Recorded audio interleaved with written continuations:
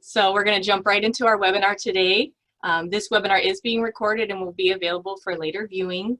I just want to welcome everyone today to this webinar. It is the first part of a series called Projects and Payments. Today we're going to be talking about your essential projects. So primarily tips and best practices to keep your school construction projects safe and moving during this very unpredictable time.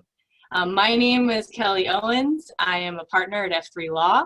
I'm also the co-chair of the Business Facilities, Real Estate, and Construction Practice Group here at F3Law. And it is my absolute privilege to be co-presenting today with Mike Fine, the Chief Executive Officer of FCMAT. And he's here today. You'll hear from him in just a moment. We have been collaborating with FCMAT for quite some time now on various emerging issues.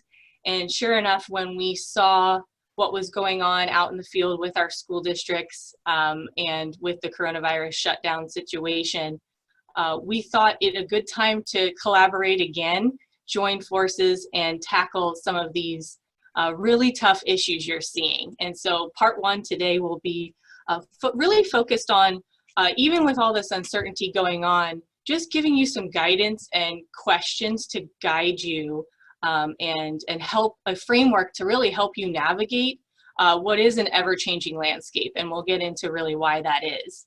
And also another goal of this presentation is to give you a backdrop on the fiscal situation. Everything we're going to be talking about today really has to do with funding, and as we see that situation evolve, it will impact our decisions as school districts and county offices of ed. And so with that, I will kick it right to Mike Fine to provide his further introduction and give you a little picture of the fiscal outlook. Mike? Well, thank you, and good morning, everybody. It's my pleasure to join with you. I've had a long relationship with F3 personally in various roles, and then also through FCMAT, so it's always our pleasure to join with them.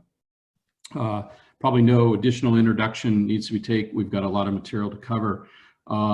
And I can do my points here probably in just a few words, and that is put your seatbelts on, because we're in for the wildest roller coaster ride that we can imagine over the next at least 24 months.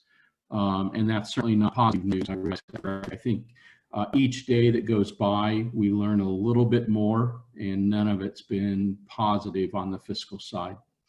For those of you that were around in your roles during the Great Recession, you will remember rapidly declining state tax receipts, which resulted in California's school funding formulas under Proposition 98 also decreasing rapidly, and that's the same environment today. The difference is a more severe decrease where we ramped down during the Great Recession. Today we've hit a cliff, and we are, and it's not a gradual. So we have current year impacts, we have budget year impacts, as the slide indicates.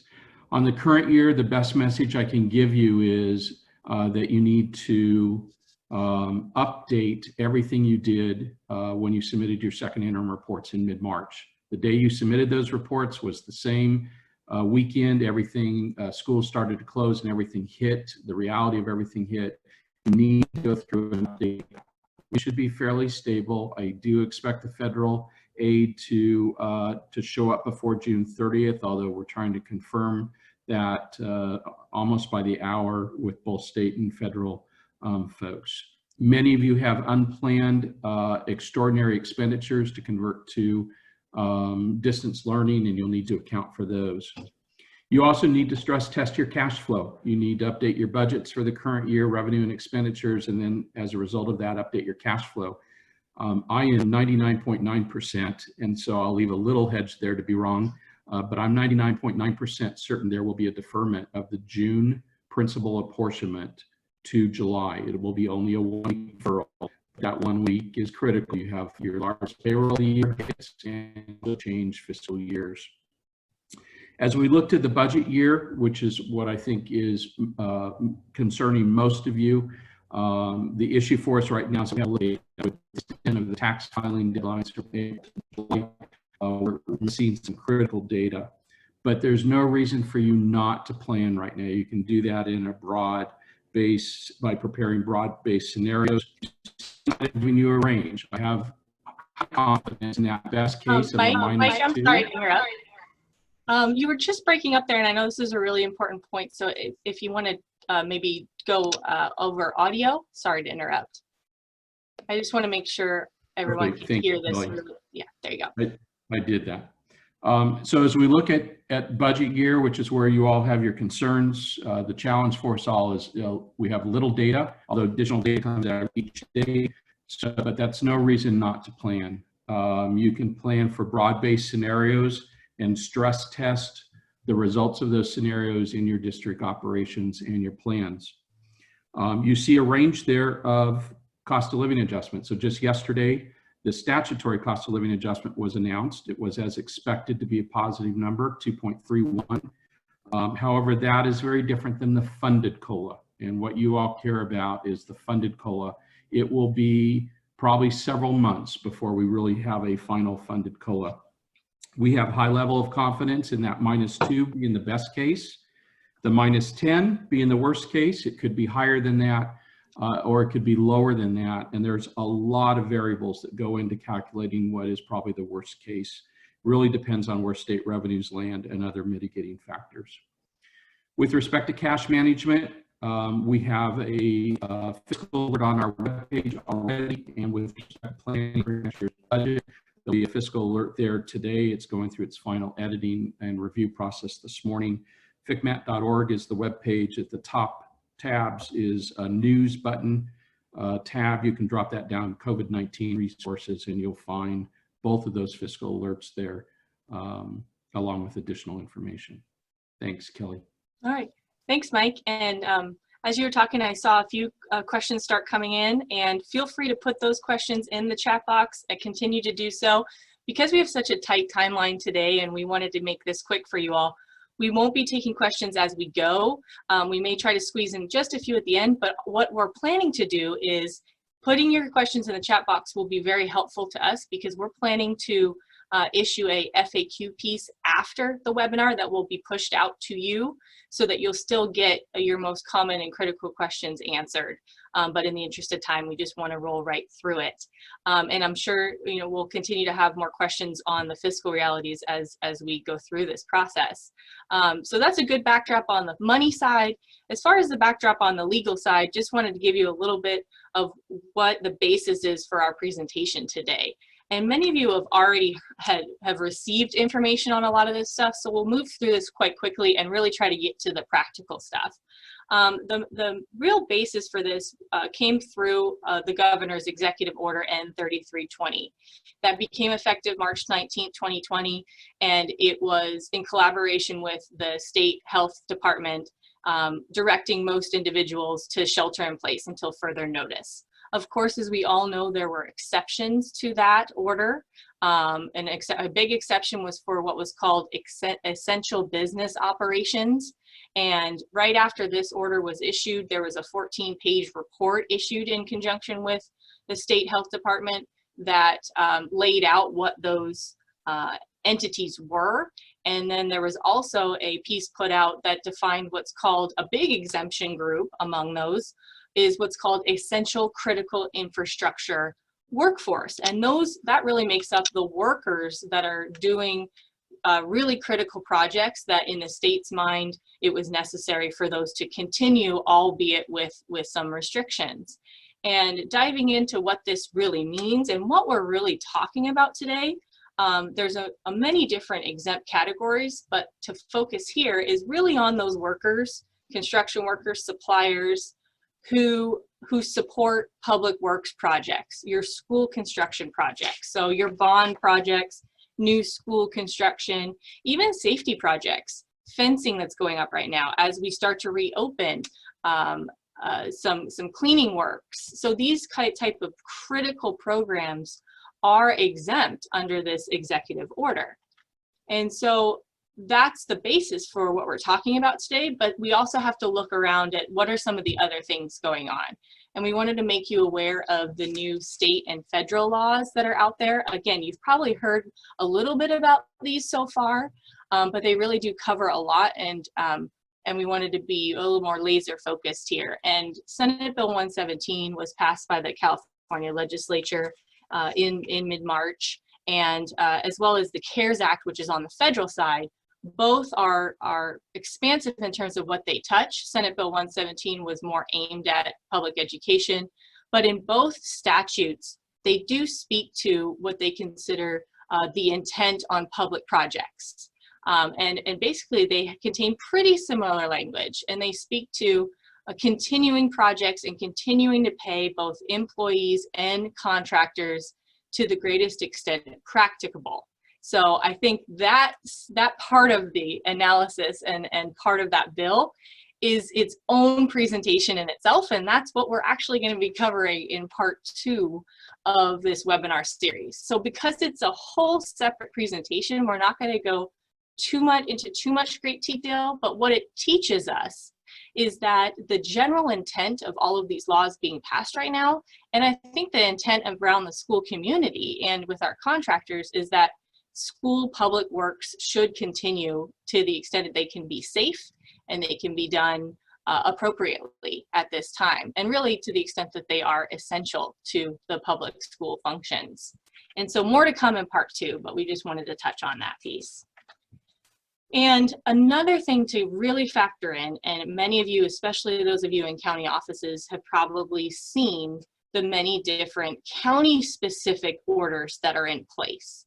And so I know, and the big theme with these is they are always evolving, and they're constantly changing, and they're very inconsistent from county to county. And that's not a bad thing. We're not being critical of that.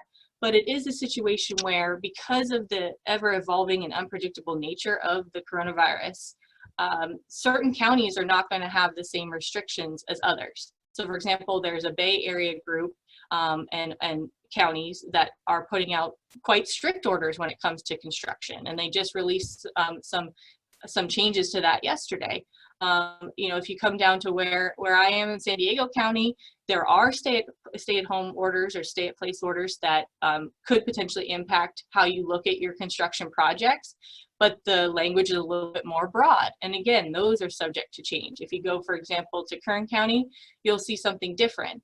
And I think one of the key takeaways of what we're seeing is it was really quite inconsistent on the way in from county to county, what they were saying. And sure enough, as we start to reopen, it's probably going to be inconsistent on the way back in. And so these are orders that you want to be looking at, having your legal counsel look at when you are looking at your essential projects. What are those? And there continues to be some debate out there over what is essential project and not. But I think the general idea is that every school construction project that was continuing, that you can tie to the essential nature of what you're doing as a school. The general sentiment across the state, I think right now, is that those are essential projects, but we'll talk a little bit more about that analysis. Anything to add there? I think, Kelly, you hit the nail on the head with respect to there's a little bit of disparity across the state by region.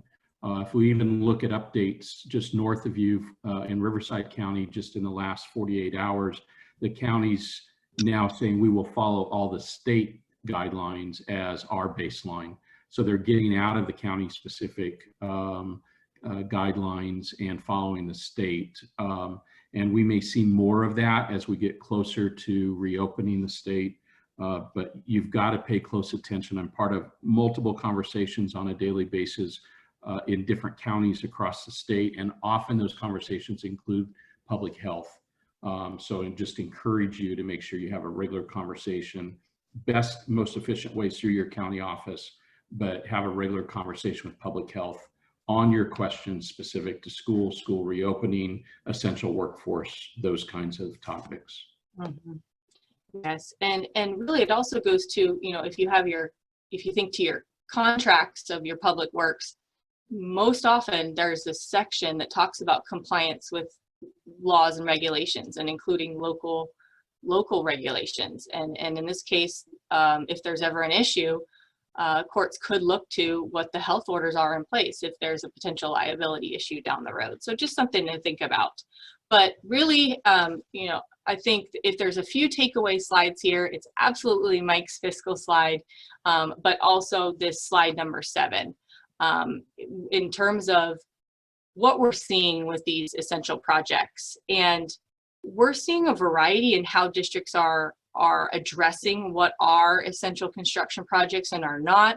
Some are just adopting a blanket definition. Some are taking it on a case-by-case basis. And ultimately, that's going to depend on where you are, where your location is, what your county order is. But it's even in that inconsistency, if you will, or uncertainty, depending on how this is going on now and how it's going to go on in the future, there's really 3 main takeaways that we wanted to leave you with. And they're on this slide. This is more of the practical side. Okay, we understand the law, but how are you going to tackle these issues on projects with your cabinet or with your board or even with your community? And that's what we'd like to get into. The first one is really about what you're probably already doing, and especially if you're on the facility side or construction side, what you've already done probably. You're looking at your list of ongoing projects and you're saying, okay, can we continue these? Are these tied to the essential nature and essential services and functions of the school district?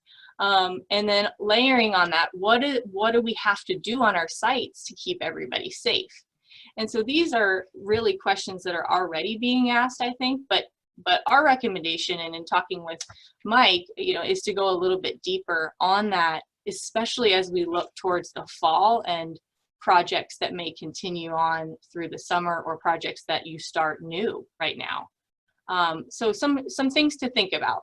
And these are questions, we're going to highlight a few, but really the intention is that you have this list of questions that you can discuss and review when you're reviewing new projects or when you're talking to your cabinet.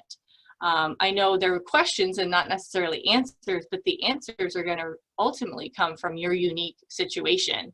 And these are also questions that, as we've helped school districts, we find ourselves asking these same questions of them over and over again to provide legal advice if there's, for example, some dispute, a contractor doesn't want to be on site, someone gets sick.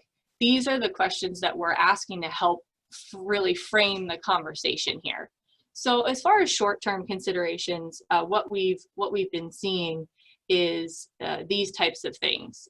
Does the site that you're talking about have a leaky roof in the pouring rain and you're trying to do food service to families that need it?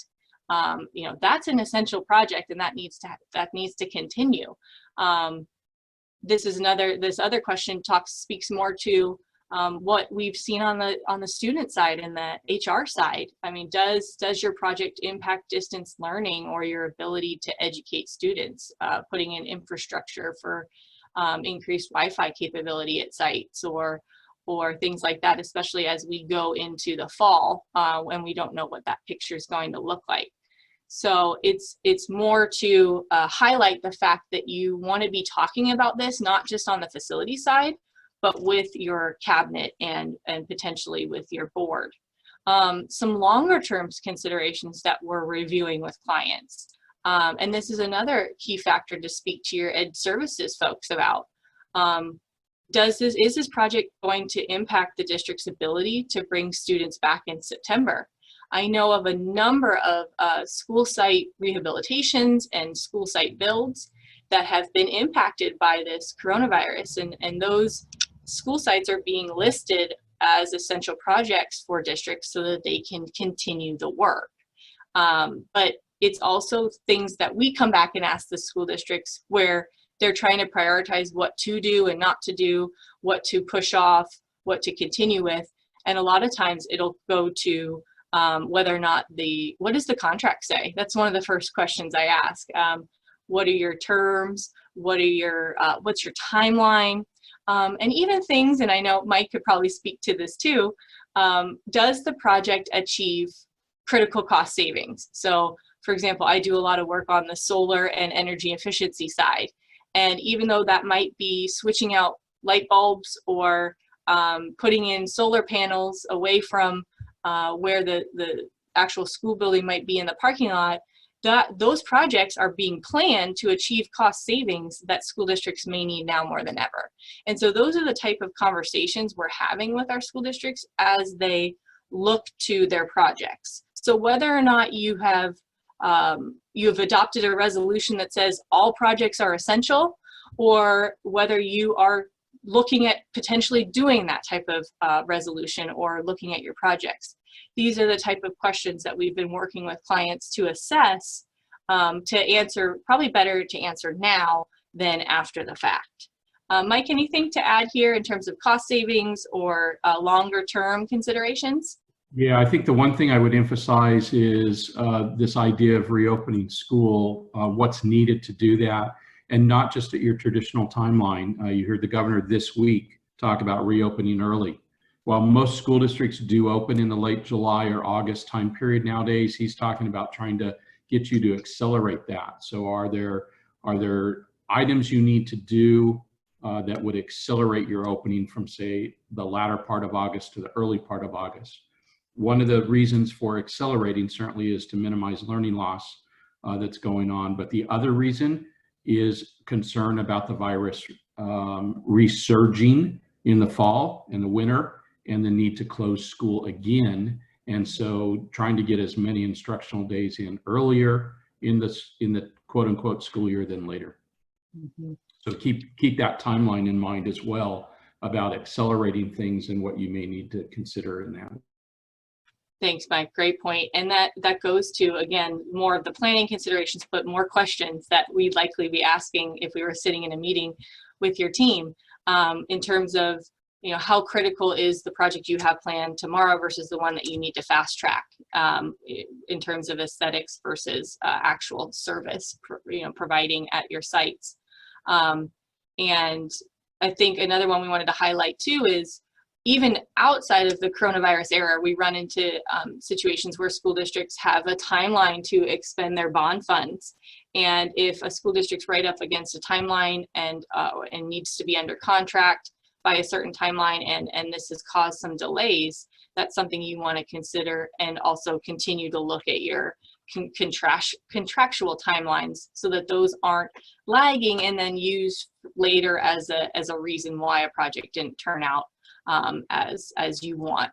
And that's really why the next point is so critical, and one that Mike and I have talked quite a bit about, is how do you memorialize all of these things? How do you take all the questions that you're looking at and put it into a form that can be referenced later, and especially referenced when things change yet again? And in most situations, what we're advising as a best practice is to bring these projects and this question of what are your essential projects to your board for either upfront approval or later ratification. And it really, there's a number of reasons why we're recommending that, but at the core of it, it's going to help create a record as your official body, the governing board of your school district, to provide justification for why you're continuing these projects, what projects you're putting out there and prioritizing.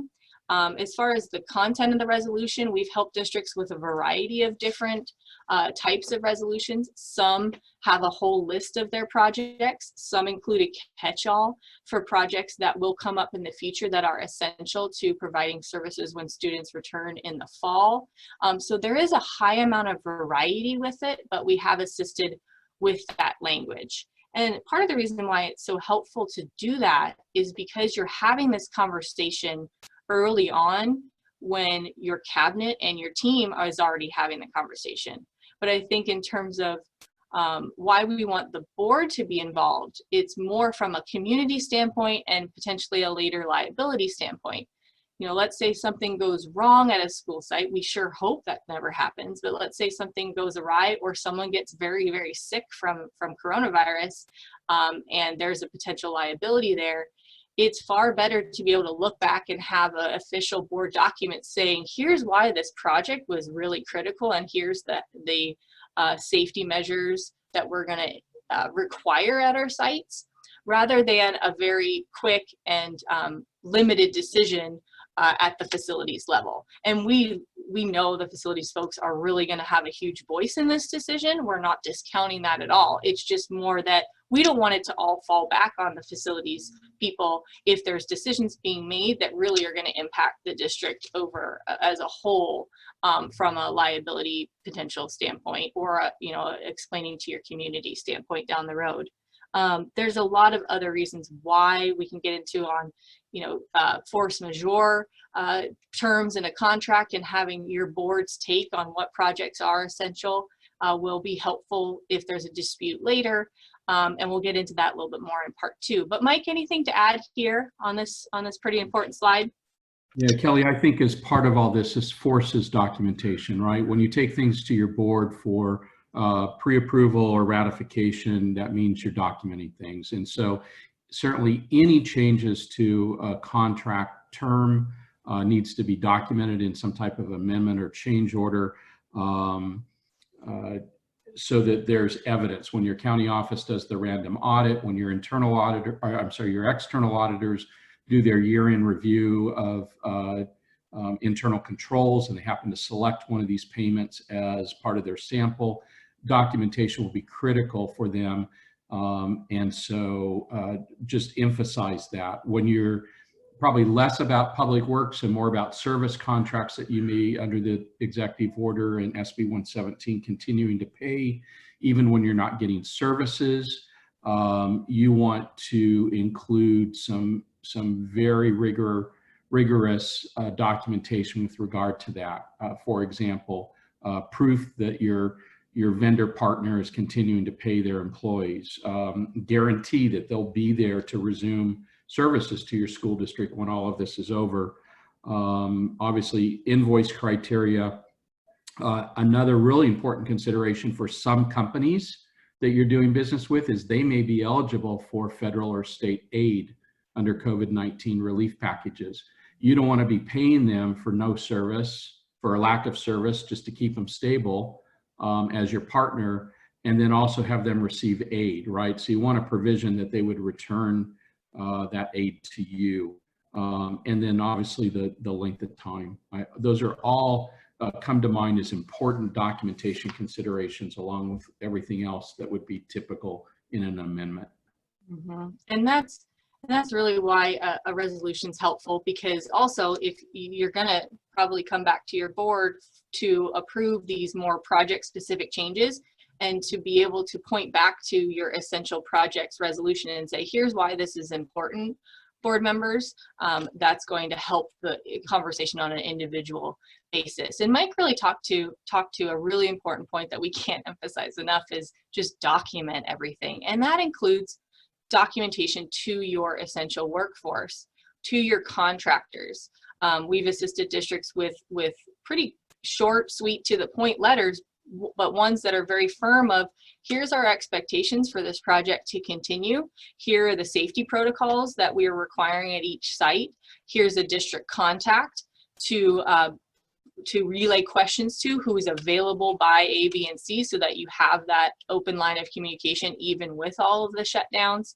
And also it helps here and there where the timelines are incredibly tight, to include those timelines right in your correspondence and create and memorialize that record that you have reached out to your contractors and raised these issues for potential further discussion of concerns. And that also speaks to what Mike said about memorializing documentation via documentation, things like worksite requirements. And as local orders change, it may be more of a fluid situation, and so we're typically not advising to include word for word what the local orders are, but generally reference those and look to those when you are implementing safety protocols.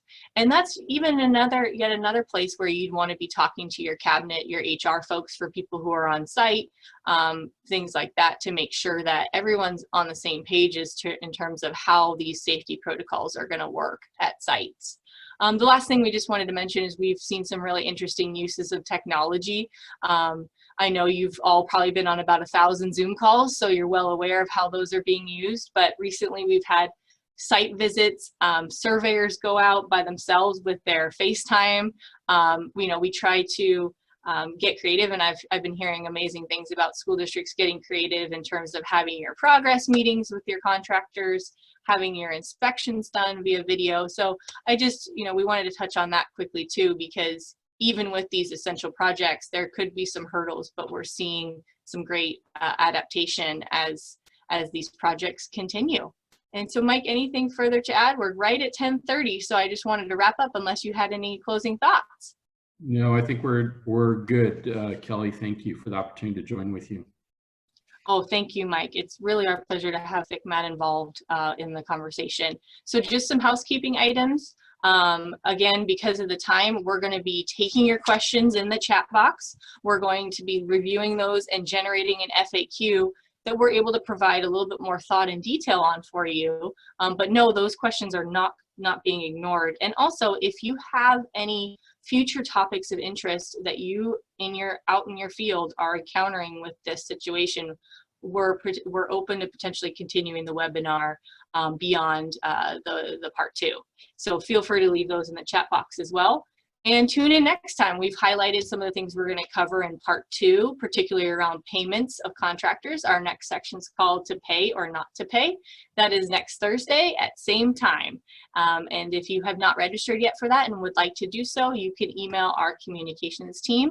The link is right there in the materials to register for part 2. But with that, I just want to thank you all for your time. I hope everyone is staying safe. I applaud you all for making it work however way you can in this unpredictable situation, and we all just wish you the best. Take care.